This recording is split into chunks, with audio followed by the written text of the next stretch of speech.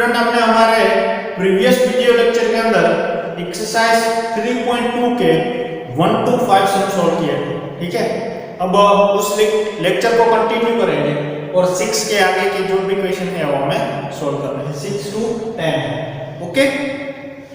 तो हमने हमारे प्रीवियस वीडियो लेक्चर के अंदर जो सम सॉल्व किए थे वो कैसे थे कि भाई हमें पर्टिकुलर कोई फंक्शन की वैल्यू हमें गिवन थी, तो बाकी के जितने भी सारे फंक्शन थे वो फाइंड करने थे।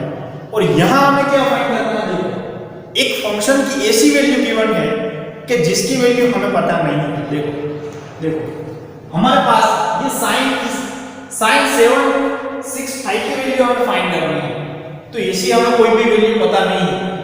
जो पता नहीं है ऐसी कुछ वैल्यू फाइंड करनी है, क्योंकि देखो हमें कैसी वैल्यू पता है, हमें तो ऐसी वैल्यू पता है भाई, ये सपोज ये sin 30 है, sin 45 है, sin 60 है, sin 90 है, sin 90, यहाँ तक हम जानते हैं, है ना, यहाँ तक ही हम जानते हैं इसीलिए। पर ये तो देखो ये तो हद हो गई ना, ये तो हद हो गई कि भाई ये sin 765 ये तो कितना बड़ा थीटा बड़ा है ना, तो ये इसकी भी वैल्यू हम फाइंड करेंगे। कैसे भाई कि पहले तो हमें इसको कन्वर्ट करना पड़ेगा, किसमें कन्वर्ट करना पड़ेगा, जो हम चीज जानते हैं उसमें, जो हम जिसकी वैल्यू हम जानते हैं उसमें हमें इसको कन्वर्ट करना पड़ेगा। देखो अब ये मैं एक टेक्निक आपको बता दूं कैसे कन्वर्ट करना है, वो पहले सीख लो, तो ऐसे कोई भी क्वेश्चन आपको आएगा आप इजीली सॉल्व कर लो। देख लो तो पहले यहां से थीटा उठाओ, थीटा कितना है 765, कितना है 765, उसको 180 से डिवाइड करो, इससे 180 से, देखो 765 डिवाइड 180 तो आएगा 4.25। अब देखो ये 4.25 है, तो ये पॉइंट की आगे की जो भी वैल्यूज है ना उसको इससे मल्टीप्लाई करो, इसका मतलब 180 मल्टीप्लाई 4 करो, आंसर क्या आता है कि 180 मल्टीप्लाई 4, तो आंसर आता है 720। कितना आता है 720। अब क्या करना है, देखो फर्स्ट स्टेप में हमने क्या किया कि जो हमारे पास थीटा है उसको 180 से डिवाइड करो और जो भी आंसर आता है उसके पॉइंट की आगे वाली जो वैल्यू है उसको देखो, इसको मल्टीप्लाई करना है, ठीक है। फिर हमें क्या करना है, देखो ये है 720 क्या है, अब हमारा जो मेन थीटा था वो कौन सा था 765 था, उसमें से माइनस करना है। देखो 765 माइनस 720 यानी कितना है 45, कितना आया 45। तो भाई हम जो 45 अल्टीमेटली ये थीटा हमें मिलेगा उसकी हमें वैल्यूज फाइंड करनी पड़ेगी, ओके। तो अब देखो कि भाई 45 यानी जो sin 45 है उसकी हमें वैल्यू पता है कि नहीं, तो कि भाई हाँ उसकी तो वैल्यू पता है, तो ये चलेगा, तो ये क्या करेगा काम करेगा। अगर देखो यहाँ 45 आया, 45 की जगह कोई और वैल्यूज अगर आती तो हम क्या करते हैं, जो हमें शायद ये 45 की जगह कुछ नया आता, सपोज 150 आता, तो हम क्या करते हैं भाई 150 की तो हमें वैल्यूज पता नहीं है, तो हम 4 की जगह 5 से मल्टीप्लाई करते हैं इसको, 180 को 4 की जगह क्या करते हैं 5 से मल्टीप्लाई करते हैं, फिर देखते हैं कि भाई इस कॉम्बिनेशन क्या बन रहा है। आगे एक क्वेश्चन ऐसा भी आने वाला है तब मैं ज्यादा डिस्कस करूंगा, ठीक है। अभी इतना ही सीमित रखो। तो हमें पता है कि भाई 180 क्रॉस 4 करूंगा तो मुझे 720 मिलेगा, और हमें पता है कि 765 इज इक्वल टू क्या होगा भाई, तो 180 क्रॉस 4 प्लस यानी ये हो गया 720 और बचा कितना 450, कितना बचा 450। तो अब देखो ये sin 765 है, 765 इसको मैं कैसे लिख सकता हूं भाई, sin कैसे लिख सकता हूं, ये से ना 180 क्रॉस 4 प्लस 45, ओके। चलो अब क्या करना है, देखो पहले तो हमने थीटा का ओरिजिनल फॉर्म इसको अच्छे से फॉर्म में लाया, ठीक है। फिर हमें क्या करना है भाई, अब हमें देखना है कि ये जो चीज है ना वो क्या है, ये जो चीज मैंने राउंड किया ना वो चीज क्या है। तो देखो 180 का मतलब पाई होता है, कितना होता है पाई, और ये 4, इसका मतलब ये 4 पाई है, ये जो चीज है ना ये 4 पाई है। तो हमें यूनिट सर्कल में देखना है, ये हमारा यूनिट सर्कल है, ये यूनिट सर्कल। यहां से मैं स्टार्ट करूंगा 0, ये होगा पाई बाई 2, ये होगा पाई, यहां होगा 3 पाई बाई 2, यहां मैं जो लेता हूं फिर से 2 पाई, फिर यहां से यहां जाओगे तो यहां क्या होगा 3 पाई, यहां आओगे तो ये क्या होगा 4 पाई, एक राउंड घूम के, फिर से यहां आओगे तो कितना होगा 5 पाई, यहां घूम के आओगे तो 6 पाई। तो एक बात समझ लो कि यहां जो है ना वो 2 पाई, 4 पाई, 6 पाई, 8 पाई यानी कि इवन नंबर में पाई आता है, और यहां जो है पाई, 3 पाई, 5 पाई, 7 पाई ओड नंबर में पाई आता है ना। देखो हमारे पास जो है ना वो इवन नंबर वाला पाई है, तो यहां है 4 पाई और ये 4 पाई फर्स्ट क्वाड्रेंट में है कि सेकंड क्वाड्रेंट में, वो भी देखना पड़ेगा। तो देखो यहां मेरा पाई प्लस थीटा है, क्या है पाई प्लस थीटा है, और पाई प्लस थीटा है तो एक स्टेप आगे जाता है ना, मैं यहां बोल्डर आ गया 4 पाई के क्या आगे बोल्डर आ गया, पर अगर प्लस थीटा है तो वो बोल्डर क्रॉस कर जाएगा, और अगर नेगेटिव थीटा है तो वो बॉर्डर के अंदर ही रहेगा। पर यहां देखो प्लस थीटा है ना, तो वो बॉर्डर को क्रॉस करके कहां चला जाएगा फर्स्ट क्वाड्रेंट में, और फर्स्ट क्वाड्रेंट में सब के सब फंक्शन कैसे होते हैं पॉजिटिव। तो मैं इसको कैसे लिख सकता हूं भाई, इसको ऐसे लिख सकता हूं sin 45 डिग्री।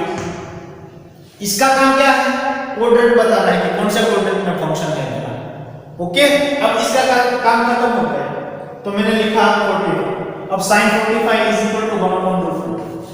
चलो इजी, तो ये 1/√2 है ना भाई, ये sin 765 की वैल्यू है, sin 765 की वैल्यू। देखो इस ट्रिगोनोमेट्री में हमें sin 765 पता नहीं थी, पर इस ये जो हमने यूज किया यहां हमने यूनिट सर्कल का, इसकी मदद से देखो इसका आंसर आ गया। तो ये यूनिट सर्कल कितना फायदेमंद है, ये तो अभी हमने यूज करना है, यूनिट सर्कल का यूज करना अब स्टार्ट किया। जब तक आप ट्रिगोनोमेट्री पढ़ेंगे तब तक ये यूनिट सर्कल आपके साथ में रहेगा।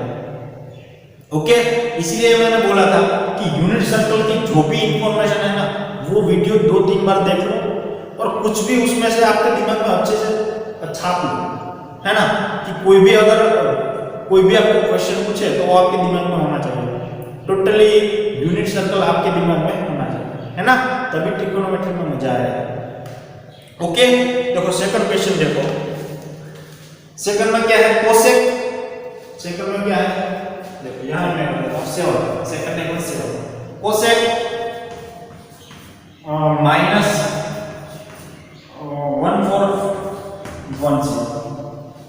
1410। ओके, तो ये देखो माइनस में वैल्यू है, कोसेक माइनस में, तो एक मैं आपको कॉन्सेप्ट दिखा देता हूं कि अगर भाई साइन ऑफ माइनस एक्स है तो उसको हम लिखेंगे माइनस ऑफ साइन एक्स। क्या लिखेंगे, यहां मैं लिख देता हूं, ये चीज को हटा देता हूं, ये चीज को हटा देता हूं। अगर मेरे पास साइन ऑफ माइनस एक्स है तो इसको मैं लिखूंगा माइनस साइन एक्स। इसका मतलब ये साइन है ना वो बहुत ही सिंपल फंक्शन है, यहां माइनस को आसानी से बाहर निकाल देगा, है ना, बहुत ही सिंपल फंक्शन है। पर अगर cos में माइनस होगा तब क्या होगा, cos ऑफ माइनस एक्स। तो ये है ना भाई ये cos है, वो बहुत ही चालाक है, वो बोलेगा कि मैं किसी को बाहर नहीं निकलने दूंगा। cos एक्स ये सिंपल था, इसीलिए आसानी से भाई तुम निकल जाओगे, मुझे तुम्हारी कोई जरूरत नहीं है, ए बोल के माइनस को बाहर निकाल दिया जाएगा। पर ये cos फंक्शन है ना वो बहुत ही चालाक है। cos ने क्या किया कि मैं x के अंदर जो भी आता है वो मैं किसी को बाहर नहीं जाने देता, है ना, यानी कि माइनस को वो बाहर नहीं निकलने देगा, तो cos x का cos x ही रहेगा, माइनस को वो खा जाएगा, है ना, उसको बहुत भूख लगती है तो वो खा जाता है माइनस। ओके, अब 10x भी बहुत ही सिंपल है, देखो 10 of minus x is equal to क्या होगा माइनस ऑफ 10x। इसी तरह कोट भी ऐसा ही है क्योंकि इसका y है ना 10 का y 4 है, तो cot of minus x is equal equal to क्या होगा minus of cot x, okay, और sec x बचा ना, सॉरी cosec x, तो cosec x, तो देखो cosec माइनस है तो હવે cosec x sin की वैल्यू देखो माइनस निकलती होगी तो ये तो इनका इनवर्स है, ये भी माइनस देगा, माइनस cosec x, पर अब लास्ट में आता है sec, कौन सा आता है sec ऑफ माइनस x, ये भी cos का भाई है क्योंकि cos का इनवर्स क्या है sec है, अगर sec cos नहीं निकलने देता माइनस को तो sec तो ऑब्वियसली नहीं निकलने देगा ना, क्योंकि ये दोनों भाई है, ये दोनों भाई है ना, एक भाई ये दूसरा भाई, ओके। चलो तो ये भी क्या करेगा कि भाई ओनली sec x ही लिखना पड़ेगा, माइनस तो ये भी खा जाएगा, ये दोनों भूखे हैं भाई देखो, ठीक है, ये कॉन्सेप्ट दिमाग में बिठा लेना। तो यहां क्या है भाई हमारे पास cos x सॉरी cosec है ना, तो cosec में तो माइनस बाहर निकलता है, तो पहले तो हम क्या करेंगे भाई कि इसका equal to minus of cosec 1/110 degree, okay.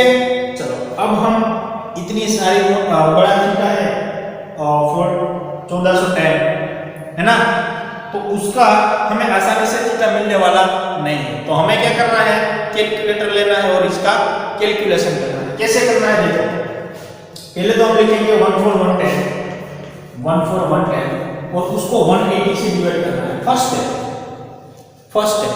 तो देखो 1410 डिवाइड 180 तो क्या आता है 7.83, ये आता है 7.83।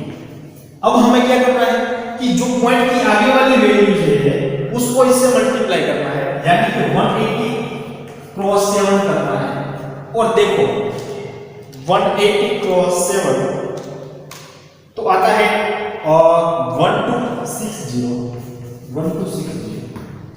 अब थर्ड स्टेप में हमें क्या करना है, ये 1/110 है ना, उसमें से इसको माइनस करना है, तो 1/110 माइनस 1260, तो ये देखो इसका माइनस 150 आ रहा है, देखो कितना आ रहा है 150, पर भाई हम 150 की वैल्यूज जानते हैं नहीं, क्यों, क्योंकि हम तो इसकी ही वैल्यू जानते हैं, यहाँ cosec है तो cosec की 90 तक ही जानते हैं, 150 का हमें कुछ जानता नहीं, तो हम क्या करेंगे 7 की जगह 8 से मल्टीप्लाई करेंगे, ओके। तो देखो 8 से मल्टीप्लाई करते हैं 180 क्रॉस 8 यानी ये आता है, इसको मैं कर देता हूं, ठीक है,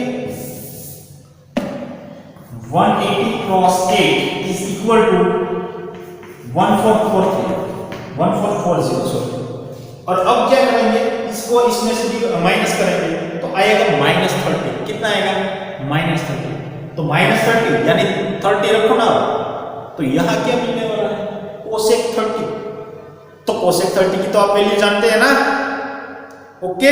तो हमें ये 1 से मल्टीप्लाई करना पड़ेगा, इसका मतलब इसको कैसे लिखेंगे, तो ये माइनस तो आ गया था, cosec 1410 को 180 क्रॉस 8 माइनस, अब क्या करना पड़ेगा माइनस, क्योंकि हमें बैलेंस करना पड़ेगा ना, 1410 लाना है, तो यहां मुझे 30 से माइनस करना पड़ेगा, देखो ये कितना है 180 क्रॉस 8 14, ठीक है, उसमें से अगर मैं 30 माइनस कर देता हूं तो मुझे क्या मिलेगा 1410, ओके, बैलेंस हो गया। अब हमें ये चीज देखनी है, ये क्या है भाई, ये 180 का मतलब पाई है और ये कितना है 8 पाई, 8 पाई कहां आता है यहां पर 8 पाई माइनस है ना, 8 पाई माइनस, अगर 8 पाई माइनस थीटा है तो वो बोल्डर के अंदर ही रहेगा, अगर प्लस थीटा है तो वो बोल्डर के उस पर चला जाएगा, बोर्डर क्रॉस करेगा, पर यहां बोर्डर क्रॉस होती नहीं है, वो फोर्थ क्वाड्रेंट में है, तो फोर्थ क्वाड्रेंट में ये कौन सा फंक्शन है भाई cosec, तो cosec फंक्शन कैसा होता है फोर्थ क्वाड्रेंट में, तो भाई हमें तो पता है कि फोर्थ क्वाड्रेंट में cos और sec ये दोनों ही पॉजिटिव है, बाकी सब कुछ नेगेटिव है, तो ये जो cosec है वो क्या होगा नेगेटिव, तो ये मैं लिखूंगा कि ये नेगेटिव ऑलरेडी लिखा, नेगेटिव cosec 32 है ना। तो ये नेगेटिव और ये नेगेटिव कैंसल, तो यहाँ क्या है देखो, मैं यहाँ से लिखता हूँ स्पेस में, तो कोसेक 30 बचेगा। अब कोसेक 30 की वैल्यू हमें पता नहीं है, तो इसका इनवर्स क्या है कोसेक का, 1 sin 30, और sin 30 की वैल्यू क्या होती है, क्या होती है sin 30 की, 1/2 होते हैं ना, 1/2, तो ये 2 ऊपर चला जाएगा, आंसर क्या आएगा 2। एक ही नहीं, बहुत ही सिंपल। ओके, तो इसी तरह हमें कैलकुलेट करना है कि भाई अगर 7 से मल्टीप्लाई करो तो कुछ कॉम्बिनेशन नहीं बन रहा, तो 1 से मल्टीप्लाई करते हो ना, कोई दिक्कत नहीं, 1 से मल्टीप्लाई करके देखो, प्लस माइनस करके देखो, कुछ थीटा का कॉम्बिनेशन बनता है ऐसा थीटा का। ओके, और ये चीजें दिमाग में बिठा लेना। ओके, माइनस कब नहीं बाहर निकलेगा, एक कोस कोसेक, ये दोनों भाई जब होंगे ना साथ में तब माइनस बाहर नहीं निकलेगा, बाकी ये सब चार सिंपल फंक्शन। ओके, चलो इसके आगे वाला क्वेश्चन देखते हैं।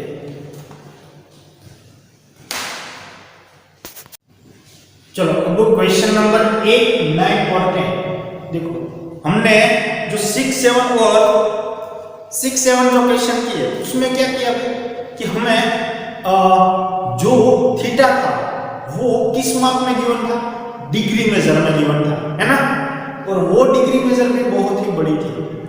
अब जो हमें थीटा गिवन है वो रेडियन मेजर में है। कौन से मेजर में है, ये रेडियन मेजर में। देखो सब थीटा अगर पाई वाला थीटा आता है तो वो रेडियन मेजर में होगा, और अगर ये सब कुछ होता है कोई वैल्यूज गिवन है तो ये सब कुछ डिग्री मेजर में गिवन होता है ना।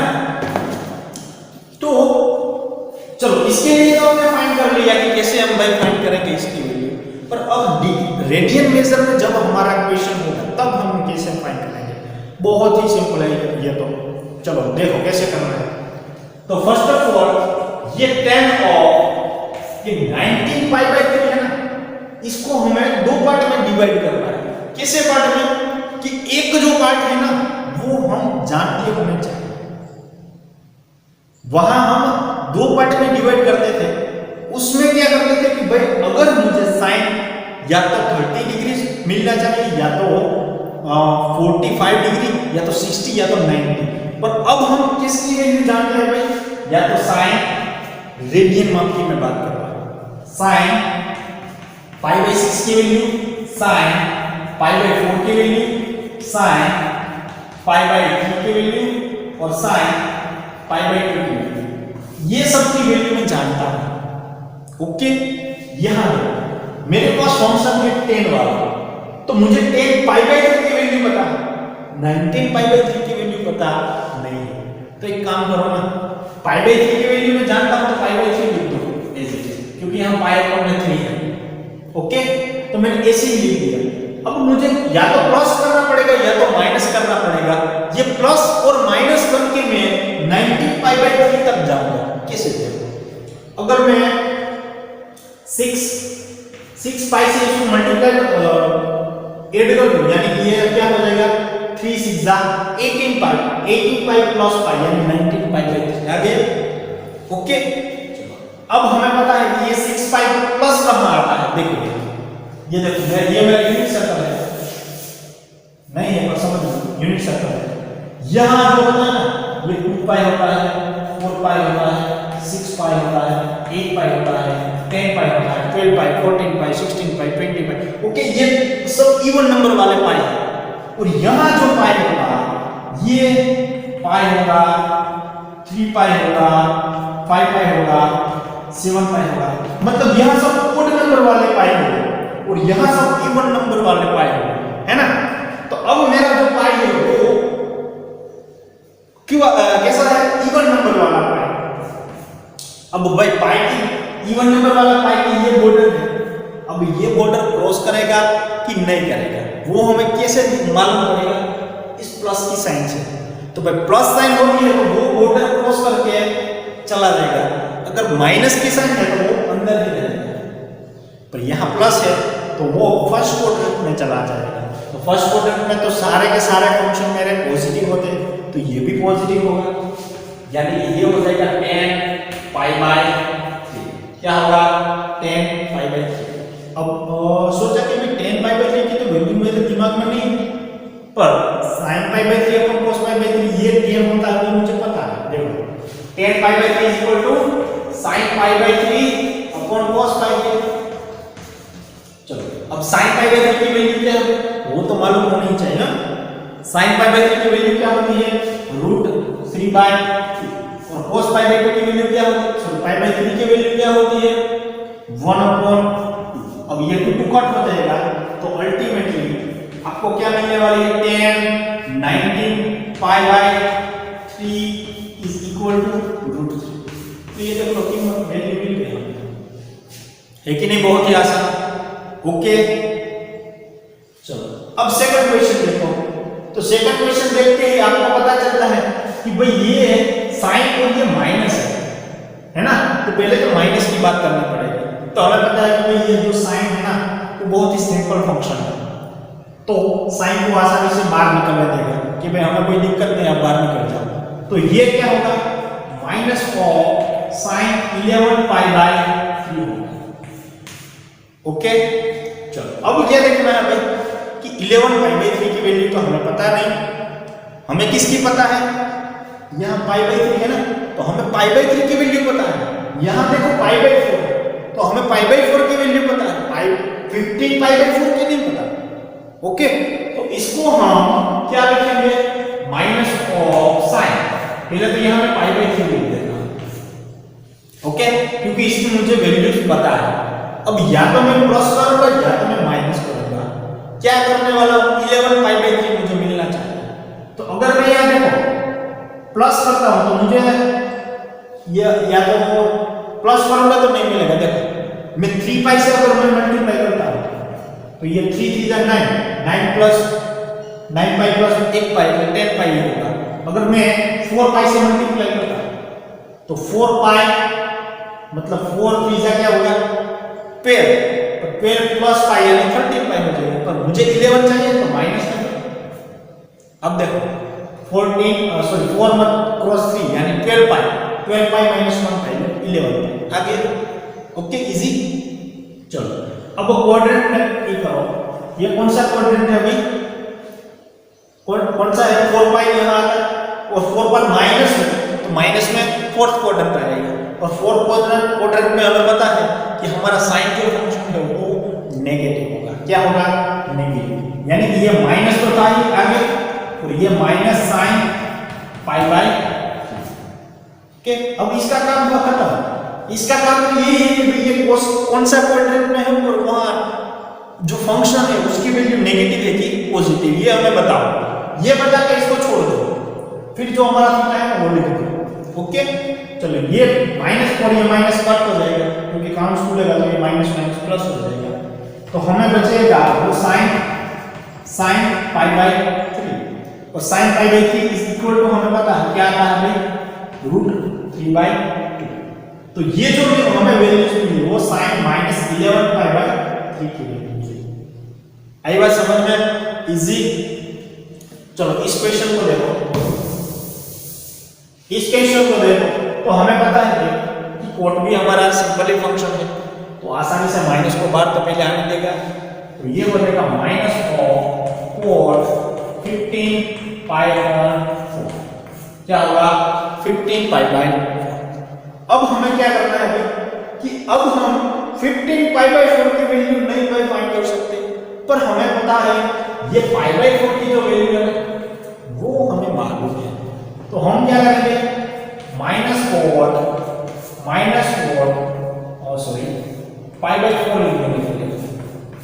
अब क्या करना पड़ेगा, देखो अगर मैं 4 से मल्टीप्लाई करता हूं 4 पाई तो 4 4 जा 16, पर 16 में माइनस कर दूंगा तो 15 आ जाएगा। 16 पाई माइनस पाई यानी 15 पाई ना। तो ये देखो अब इसका काम क्या है क्वाड्रेंट नहीं करना। तो ये कौन से क्वाड्रेंट में है भाई फोर्थ क्वाड्रेंट में, और फोर्थ क्वाड्रेंट में हमें पता है कौन कौन पॉजिटिव होता है कोस और सेक, तो वहां मेरा कोड क्या होगा नेगेटिव। ओके ये ऑलवेज नेगेटिव तो की साइन तो थी और ये भी मुझे नेगेटिव मिला। नेगेटिव पाई बाय 4, ये नेगेटिव ये भी नेगेटिव, पॉजिटिव हो गया, ये होगा cot pi by 4 is equal to क्या होगा 1। आगे आंसर ठीक है, नहीं बहुत ही सिंपल। तो अब ये दोनों मैंने जो 6 7 जो मैंने करवाया वो और 7 के आगे का जो क्वेश्चन था वो, इन दोनों का डिफरेंस समझना, कैसे हमें काम करना है वो समझना, और इसको इसके आगे वाला जो एग्जांपल है मैंने यहाँ सम सॉल्व करवाया, इसके आगे वाला 3.2 के आगे के जितने भी एग्जांपल है उसका आप प्रैक्टिस करो, इसका प्रैक्टिस करो, 1-2 बार प्रैक्टिस करोगे तो आप मास्टर हो जाओगे इसमें। फिर ये एक ही शायद 30 सेकंड में ये सम सॉल्व हो जाएगा। ये जो सारे हैं ना वो 30 सेकंड में सॉल्व हो जाने वाले हैं, पर एक बार आप प्रैक्टिस करोगे तो हो जाएगा। ठीक है, तो आज का सेशन हम यहीं तक ही रखते हैं। अब यहाँ हमारी एक्सरसाइज 3.2 भी ओवर हो गई, खत्म हो गई। तो अब हम नए टॉपिक के साथ मिलने वाले हैं, ठीक है, आगे के लेक्चर में। ओके, तो यहाँ तक रखते हैं। Thank you.